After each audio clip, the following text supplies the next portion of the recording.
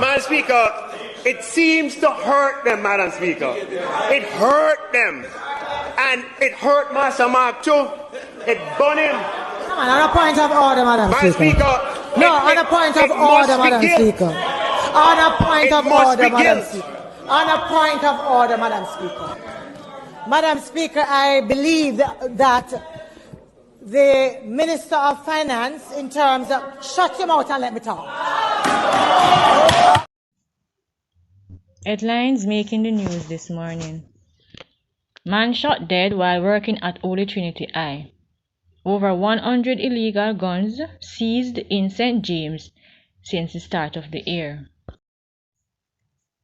A section of Salt Camp Road in Kingston has been cordoned off after a man was attacked and shot while working on the perimeter wall at Holy Trinity High School. It's reported that the man was working on the wall when he was attacked by unknown assailants. Students and parents were sent scampering after an outburst of gunfire. He was assisted to the hospital by a taxi operator. The number of illegal guns seized by the St. James Police since the start of the year has climbed over 100 mark.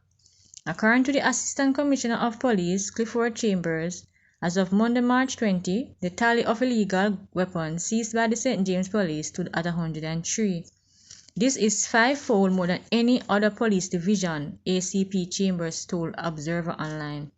On Sunday, the St. James Police took 3 individuals into custody in connection with the seizure of a semi-automatic pistol and 3 rounds of ammunition during an operation in Maroon Town.